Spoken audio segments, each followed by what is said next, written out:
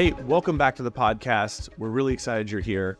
This is a little bit of a unique situation. Nate and I had such a long conversation about teacher performance that we decided to cut the episode into two parts. So if this is the first episode you've ever listened to, you're probably going to be confused as to why we're just jumping into these deep ideas right at the start of the episode. Well, what you're going to want to do is go back and listen to last week's episode first, which will lead us into this episode because we just had this arbitrary cut point right in the middle of the episode. And so we're going to jump right into the flow here. There's a little bit of review right as the episode begins, but honestly, you're going to want to go back and listen to the previous episode first so that you can hear the entire narrative flow of how we think about teacher performance in a school. So thanks for tuning in, and we're going to get into the podcast right now.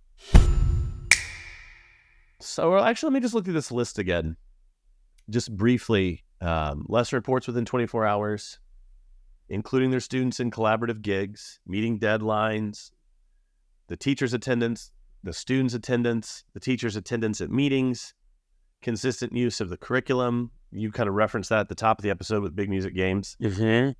Students, are they re-enrolling? Do we retain the teacher for 3 to 5 years? Let me actually park on that one for a second. Teacher performance. Presumably, if a teacher is leaving, they probably don't care that they're not retaining as a teacher anymore. Why put that one in there? Is that, in other words, is that something that you put on the teacher? Is the onus on the teacher to stay? Like, are you communicating that to them? Or is that just something that you're measuring yourself? I would say that it falls into, it's both sides of that coin, right? On one side, we say, no teacher, we don't look for teachers that aren't interested in a 2 to 5 or 3 to 5 year commitment.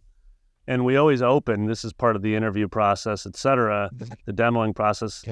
We always open with, because it takes most teachers about a year plus to get really comfortable with our methodology and our curriculum and understand how to deliver on promise with the type of lessons that we provide. You know, a gamified lesson that's a songwriting program that's collaborative, et cetera. So we want to give you all the opportunities to succeed by just laying it out on the outset that the first year is probably going to be a whole lot of ramping up. So by year 2, you're going to find your ease and flow as a teacher. And we get this feedback often. And by year 3, it's just going to be you're just moving downriver, right? You're moving with the current.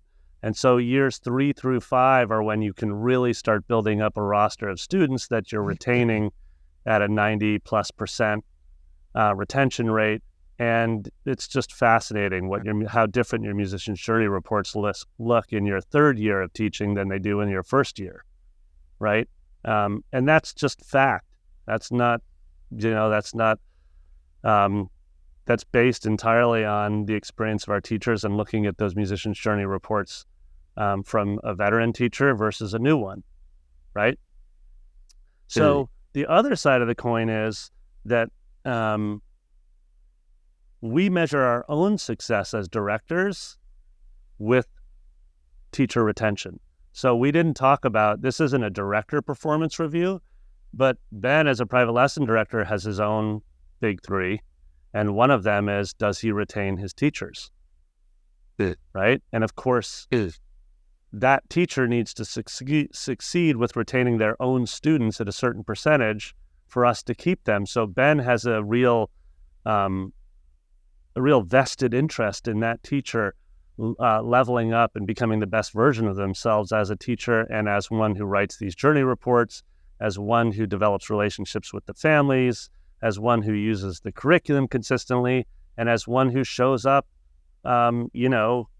consistently and predictably to all of the all staffs and all of the one-on-one check-ins and all of these things that add up to a really rich, a rich experience as a teacher at BMF. So the director, of course, also has their own performance review, but their performance review, one of their metrics, is based on teacher retention. So that's the other side of the coin, is actually we're measuring whether we're doing a good job. And if you want to take that all the way up, Daniel, I have a one-on-one check-in with Daniel with Ben. I mean, I have many more than once a month check-ins with you, dude. But Sorry I have about a that. one-on-one check-in with Ben every month because he, I'm putting it in quotes here for those that are listening, like he reports to me. In truth, our org chart is more flat than BMF, but he needs somebody who holds him accountable. And that's me. I'm there to hold him accountable. Pira, my business partner, who's also the camp director, she has her own metrics of success. And I meet with her once a month. And it goes on. We have an exploration band director. I meet with them, et cetera. So like there's a whole system of like performance reviews that you want to build in as you build team. And as your team slowly expands, you start realizing like, oh, wait, I need, as you put it, I need to have a system that's very sort of clearly connected so that my teacher has the opportunity to succeed. I think one of the clear shifts that we make as owners is away from, and someone said this recently on a guest we had on the podcast, said, for the longest time, I always thought of teachers as owing me. Like I gave them a job. They owe me like good work, and he said, but I've been trying to shift my mind to we're trying to build something together. So I actually owe them like time and intention so that they have the opportunity to succeed here. Right. And that's that last piece. So, we got to be careful because there's still a self-care element.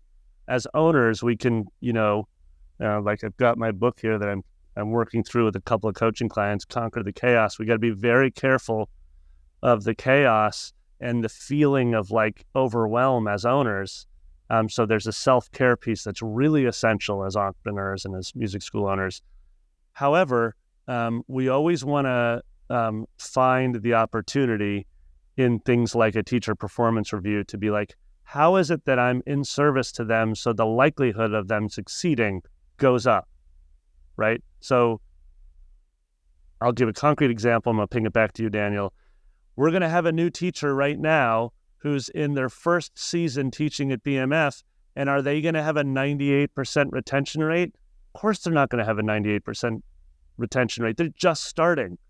So they might come back and have a 70% retention rate or something, or a 65, and I'll we'll be ready and willing to coach them on how to bump that from a 70 to an 80 by next spring. From an 80 to a 90 within 3 years. Here's how it's done, right? So we're all realists here. It's not like you didn't crush it on season 1, you're out. It's just not like that. But you do have clear metrics of success, and then you try to coach them up to that. Yeah. I think that my experience, especially with owners of smaller and mid-sized academies, I consistently see a misunderstanding of just how much responsibility the owner needs to take in mentoring people if they want them to perform at a high level. Fortunately, I had a coach, and this isn't the main coach I talk about all the time that I worked with for a long, long time. This was a coach I hired actually while I was concurrently working with this other coach. So I had two at the same time, but I hired this one coach specifically about scaling my business, and he was very good at that. And he just gave me his systems for team development. And I got these like right as I was really beginning to expand the team at Grow. I really hadn't had much of a team before this. And he just gave all this stuff to me, and I just put it in place blindly, just trusting him. It was just the best thing that could have happened because I had all these really well thought out systems that I just started doing. Maybe I didn't do them the best, but the fact that they were there and I put in these rhythms of mentorship with all my team members, and it's paid huge dividends over time. And I just cannot stress enough how much you need to mentor the people you're working with so that they can ascend to these levels of performance that you'd want them to ascend to. Yep. Daniel, if you'll... go ahead. Well, you've talked a little bit about your, the versions of one-on-one check-ins. You've talked, we did a really nice, that performance review episode you referenced before. You did a nice version of what that conversation goes like with your staff. And I think I want to just highlight one thing you said. You don't need to do it perfectly. You just need to show up and try. And so you don't need to measure everything perfectly around retention and musician's journey reports sent, etc. But you do need to decide if that's important. Like, I'm working with a couple schools right now that have been doing musician's journey, a few different ones that have started it. And does it look exactly like Brooklyn Music Factory's version? No, doesn't need to. But they need to come up with some kind of system that they can test each year. And so the measurement piece can be as simple as, like we said, a Google form. What percentage of your musician's journey reports have you sent? And the teacher just clicks 100%, 90%, 80%, or 70% or less. And they just choose from 4. And you're like, okay, well, now I've sent this Google form to all 5 of my teachers, and I've got responses, and I can see that on average, we're sending about 80% of our musician's journey reports.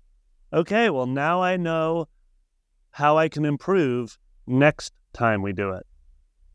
Can we get to a 90% of the musician's journey reports sent? So again, it's like you're saying you had this coach who showed you like, hey, these are essential systems to scaling. I mean, I think in many ways, a lot of the episodes we do, like this one, Daniel, are like sort of BMF blueprints, which is like, if you want to grow to have 15 to 20 teachers and be a 7-figure music school, well, here's a blueprint you can follow, right? These are systems that have worked for us for, in some cases, 14 years we've been testing them, So I would say, don't get caught up on, do I have to measure all 8 of these things that Nate and Daniel are talking about? Rather get caught up on, what are 2 or 3 that I'm going to start building systems around now? Like, what part of the blueprint that I hear them discussing feels right to me? That is like the perfect segue into what I wanted to talk about next. What do you got? Well, because the reason you chose these 9 measures of success is because they support the unique vision that Brooklyn Music Factory has. And earlier, you said, hey, hang with me here, audience. We're going to go a little bit deeper. I think we should hang again and go a little bit deeper again on this, because I think it would be helpful to talk about the underlying principles that helped you to arrive at these measures of success, so that someone listening understands the theory behind it, so they're not just playing by rote, as it were. I think everyone can kind of catch my analogy there, or metaphor, or whatever that is. Like, what Nate just said is, these 9 may be great for you, some may not be great for you. So what are the principles by which you arrived at these 9, so that someone listening could hear the deeper principles, ingest them, chew on them for a while, and then they can come up with their own version of measure success that are unique to their school. And you know what? Maybe attendance would be one that's common across all schools. Maybe that's just a good one to have. But my hunch is, if someone goes deeper on this, they will probably come up with 1 or 2 or maybe 3 really unique measures of success that only they would have come up with. And or maybe not only they, but it would be a smaller percentage of the total number of school owners out there that would come up with that one, just because of the unique properties of their school or what their programs are. So am I being clear, Nate? Am I being confusing? I don't know. No. Okay. I think we need to understand that every one of us as listeners to this pod have a unique perspective on what they're trying to build, right? And so that's the most important thing I'm going to say, is that if you haven't actually spent considerable time thinking about why you're even trying to grow a school, then there's some episodes you definitely need to listen to around just purpose and values. But I'm gonna actually just pause music school talk for a second and let's draw an analogy for a minute. Okay. Let's pretend you are someone who has consistently struggled with cooking for yourself. Okay. And let's pretend that as a result, you find yourself ordering food and it's a lot of processed food and you're like, you don't feel great. You're just like, everybody tells you should start cooking, dude. Why don't you? Or so you're like, okay, well, I'm going to come up with some measures of success that if I follow these, likely the outcome a year from now or 2 years or 3 years from now will be that I'm ordering less food, right? Okay, so ordering less food is a measure of success. A measure of success in our music school at Brooklyn Music Factory is that a student stays with us for at least 7 years. We want them 7 to 10 years. Okay, now you're going to the grocery store. You're like, okay, step one is I need to go to the grocery store, and I'm going to go to the grocery store twice a week on my way back. I'm only going to limit myself to like 20 minutes of shopping each time. But if I show up to the grocery store twice a week, the likelihood of me buying some food and then wanting to cook it goes up, right? So back to the music school. You want your students to stay. Well, the most important measure we have at Brooklyn Music Factory is communicate consistently to build trust. Who are you building trust with? You're building trust with the families. And we call it a triangle of trust. You have the student, you have the teacher, and you have the parent. And if you communicate consistently, i.e. let them know what the student's working on with a weekly report we send out, as well as let the parent or the caregiver know what you're working on at the end of each lesson in the community room, verbally sharing with them what the weekly goal is. If you do that, that's like showing up to the grocery store twice a week. You may not write the greatest weekly report. You may not always set the best weekly goal for your student, but you're still showing up. You're still doing it. You're showing up to the grocery store. You may not always go only to the produce. You may find yourself in processed food, getting some frozen pizzas. But by going to the grocery store, you're increasing your odds. Dig it? So we'll take one more metric here. Remember, we wanted to start cooking, right, Daniel? We're like, let's just try cooking some. Okay, everybody said, I don't even have to be a good cook. You can be a C- cook. It doesn't matter. You can cook only Instagram meals that you're following that are like, 5 ingredients or less. So the last metric is, okay, I am going to commit to one of these Instagram recipes that I like. And so when I go to the grocery store, I'm at least going to buy those ingredients. Again, I'm increasing the odds that I'll likely cook the meal.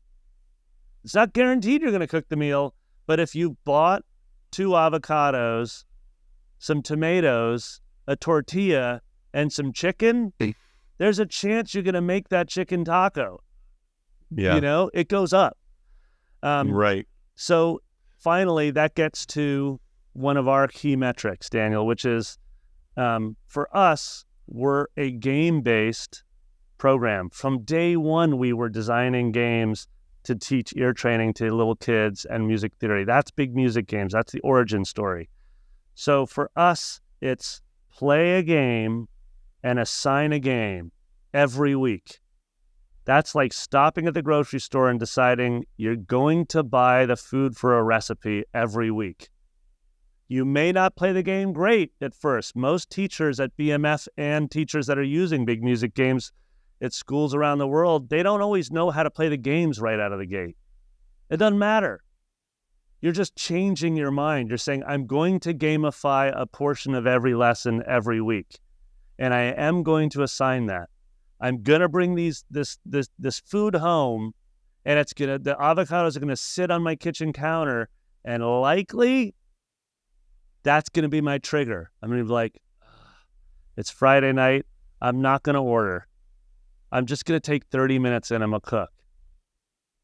And actually, you know what? I'm going to invite my neighbor or my friend over because the likelihood of me cooking goes up if I'm cooking for somebody else. Yeah. So, anyways, I hope that analogy helps. But those are the underlying principles. I hear that, and I just want to mention something. I have to. You have often talked in this podcast how much you loved the book Atomic Habits, and what you're talking about there is a principle he teaches in that book where he says people try to jump for intensity much too quickly. Like they're not doing any level of exercise and all of a sudden they're signing up for a half marathon. Like, what are you doing? And he said people often peter out because I think this is just the human condition. It's like, oh, I've got to do this thing. And so to do it, I've got to perform at this level for it to be worth my while. Yes. When it would be smarter to do something very, very small first. And the analogy I'll make is that, we've talked about this in the podcast, and I'm not going to belabor the point, but, I decided I wanted to make weightlifting a priority. And there was a point in the journey where I was starting to do weights that were honestly scary. I would actually start getting anxious before going because I knew what I had to do that day to stay on the plan. Like too heavy. And, it was, like you could injure yourself if you do something wrong. Got it. And what I told myself was, well, I know I can do at least one. So I'm going to go to the gym and I'm just going to do one. And if it doesn't feel right, then I won't do it again. Right.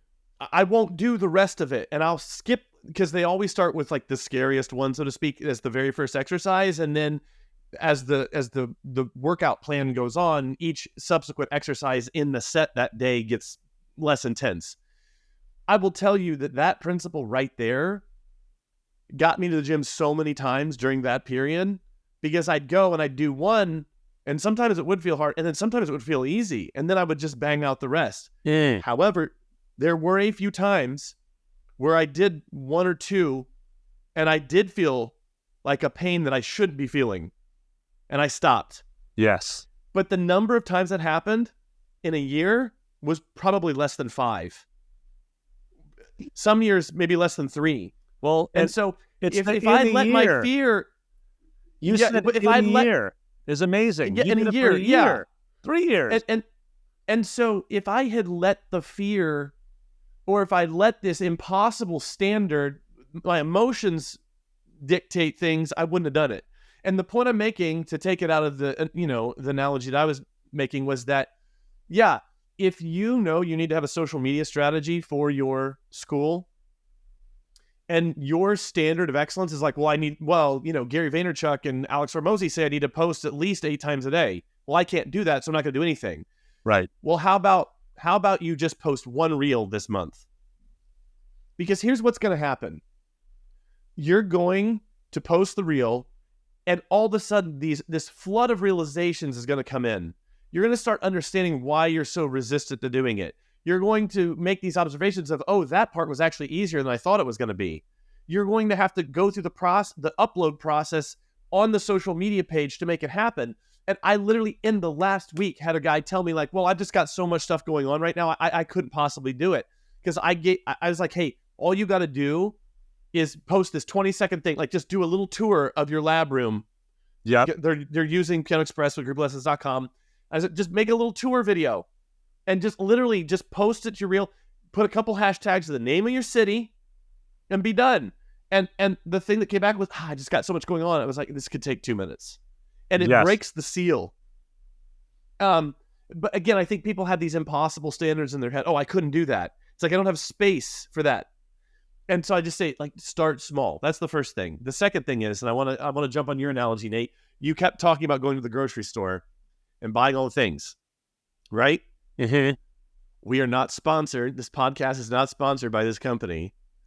But what comes to mind is HelloFresh, or these meal kit services where they send you literally the exact amount of every ingredient you need, so you don't even have to go to the grocery store. And there's 2 points I want to make. One, anything you can do to cut down the friction is going to make it so much easier for you to do things. sometimes cutting down the friction, and maybe one of the biggest friction cutters is just doing something. Going back to that real analogy, doing it once makes it way more likely that you're going to do it again. Yep. Way more likely. Putting conditions and structures in place to make anything in your school easier. Going back to what we said earlier in this conversation, like Nate talking about the Google form so that they can survey their department heads, as opposed to maybe like having them just write something without giving them prompts, right? But the second point I want to make about your grocery store analogy is sometimes working with a coach is the equivalent of HelloFresh. They just give you the information you need. They give you the structures and conditions, and you don't have to do the work at all. And that's what I would say is what I said about 10 minutes ago about that coach I worked with who just gave me his team mentorship things. That was the equivalent of getting it all just dropped off on my doorstep, and I just have to put it in the fridge. And then when it comes time to cook dinner for that evening, you just pull it out, you follow, done in 20 minutes. No grocery store, no like trying to like find the perfect recipe. It's just sit to your door. And so if you want to work with two extremely excellent coaches, I happen to know two, right? You know, I'm talking to one of them right now. Like, we're the equivalent of an Instagram recipe. We're HelloFresh. I don't know. This got really weird, Nate. Hello, coach. Like, hello, coach. Hello, coach. I love that. James Clear from author of Atomic Habits, has this great chapter on environmental, setting up your environment to trigger actions you want to take. I'm going to cite two examples or two thoughts. First is your social media one. I have mad empathy for whoever you were talking to because, Brooklyn Music Factory's social media relies on a couple people other than Nate doing it because Nate's never been great at it. However, I will say this. I know that I'm going to start posting some coming up. And for me, the environmental cue will be, I walk from my home. I walk to Brooklyn Music Factory, which is, this is my home. I've done that walk with you many times, Nate. You've done the walk many times. I walk there and I walk into BMF. And as soon as I hang up my jacket and put on my BMF hat, that is going to be my cue to shoot my reel. And I'm going to do it right when I walk in the door. And then from there, I go boot up my computer and I do like my morning dashboard, like CEO Dash. But so that's just an example for listeners. James talks he just calls it an environmental trigger. So like if I sit in this chair and there's a microphone here, likely I'm recording with Daniel next. So it's sort of that kind of thing. The second thing is that when you as a school owner decide, yes, I want to start doing some facet of this blueprint that Nate and Daniel are talking about, you will benefit yourself by actually coming up with a system that holds you accountable to it. So when we do our all-staff meeting, that's the equivalent of an environmental trigger for me. So I know that in the April all-staff, it's all about musician journey reports, and I have to get prepared to be inspiring and and also inspired myself to write my own. And I know that at the May all-staff, it's all about re-enrollment bonuses that we pay out. It's all about teachers meeting a percentage goal, and I have to be prepared to inspire in May. Those are examples, Daniel, of like environmental cues for me as the person who's looking from the 10,000-foot view on the year. When you go to HelloFresh and you buy your ingredients, you want to be very careful not to hide the box or not even open the box. You want to unpack the box. You want to put a couple of the fresh ingredients right on your counter where you see them. And then you want to put the other well-measured stuff at the front of your refrigerator. He gives a great example of when he decided he needed to eat fewer cookies and more fresh fruit. And he was just like, all I had to do was take the apples out of the crisper drawer and put them on the countertop. So anyways, those kind of environmental triggers are really key. We've been going all over the map here in terms of like, hey, this is a performance review about teachers. Well, the truth is what we're doing is creating a series of habits that says we're going to show up to measure our teachers and support them, or measure our teachers and coach them out of our school if they're not looking for support and ready and willing to level up, right? So that's what I have to say about atomic habits and performance reviews. Yeah. So I think going into the close here, Nate, I have one question left, and that is, what's at stake here? And I don't want this to be confused with what we said at the top of the episode, but what's at stake for the teacher? Like, if they get a great, if their performance is really good, what happens? If their performance isn't great, what happens? I can tell you. Yeah, go ahead. Well, I can tell you at BMF what sort of the opportunities / the consequences are. All of our actions, by the way, always have an opportunity or consequence. You can just frame it however you want. But, the word karma literally means action. So think about that. Every action I take has a result. So for us at the factory, one of the opportunities, if you are performing really well, is that you are retained. It sounds harsh, but that's the simple fact. I mean, right now, we're in a gorgeous new space. We just did a hiring push, and we had to turn down something like 20 applicants that we really liked, and Wow. It was just like, it's like a bummer because I'm all about building community. I would love so many amazing people to be around all the time. But so the reason I say that is because eventually you can imagine yourself being in the opportunity where you've created a culture that's so attractive that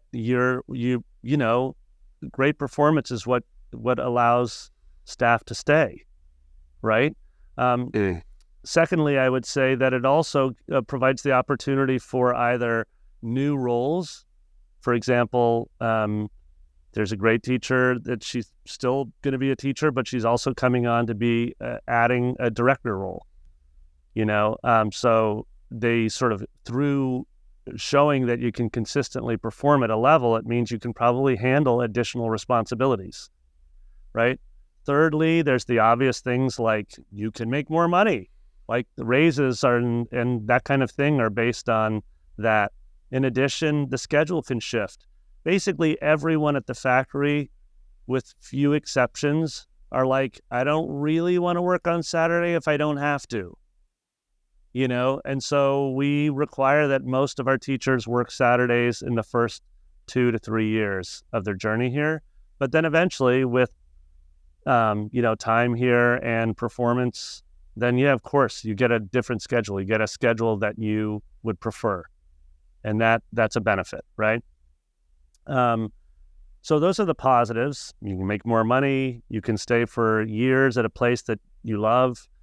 We have all sorts of other benefits. I was just talking with someone yesterday who's saying like how amazing it is that they just come in and rehearse for free here, because otherwise in New York, they're paying like $70 an hour, and so they just love being able to write and rehearse for free. And we've talked about some of those benefits, but those things are real, they're real to a musician and to a teacher.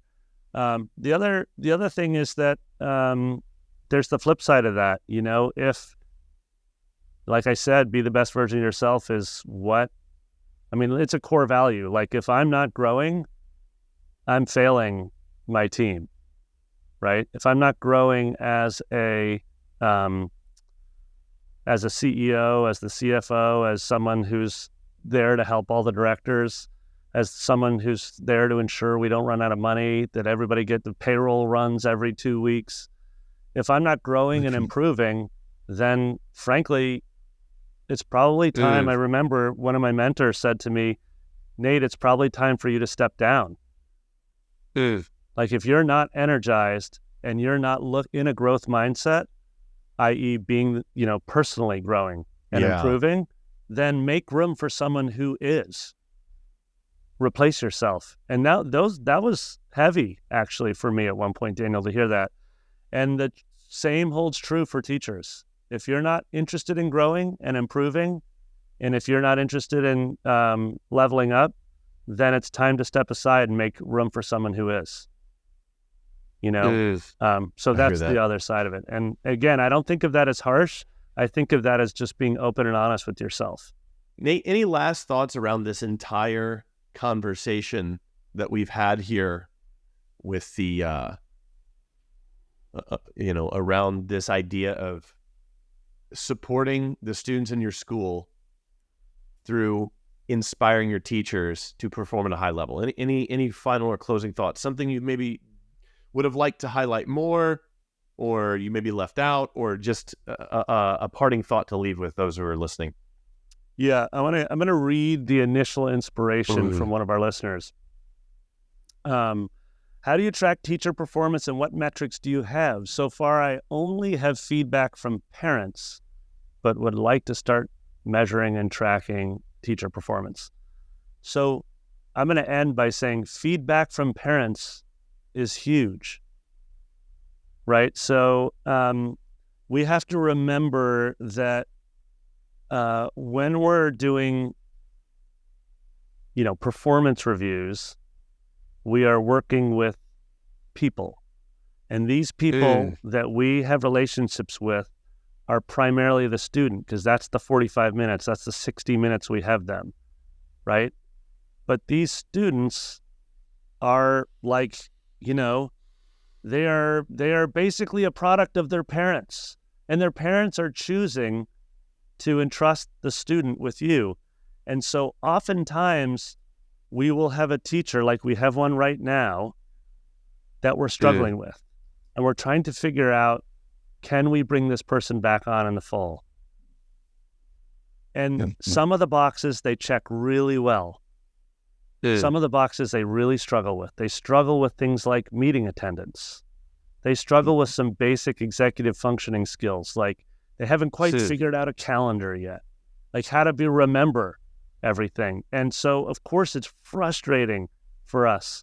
But it gets back to your mentoring comment from before, where you said, how much are we actually mentoring these teachers? And the truth is that you are required to mentor and coach them in things like delivery on promise, with the craft of the types of lessons or experience you have. If you're a school that's using Piano Express in your group piano program, well then, hell yes, those teachers better go through the training and level up, because they have all the resources there, and it's your responsibility to hold them accountable to that, right?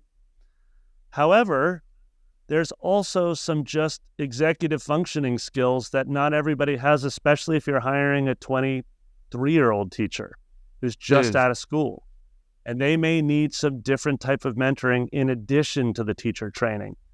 And so if you're getting feedback from parents that they absolutely love this teacher, and yet you're struggling with this teacher from some of the metrics like around attendance or things like that, well, then that's a balance.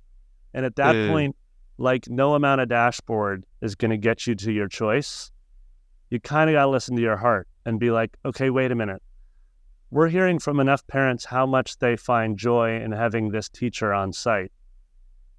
And this teacher is mostly being able to deliver on promise and leveling up appropriately within their classroom experience. They're just struggling with some of the other things that we require of them.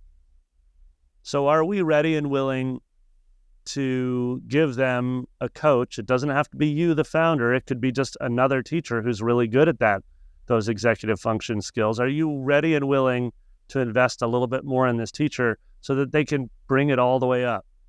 And if you're not, well, then you have to be okay with losing that joy factor that they're currently bringing, that parents are telling you is working for them. So I think that's what I'd close on, is that not everything is empirical. That's for sure. That oftentimes we're going to be balancing anecdotal with empirical.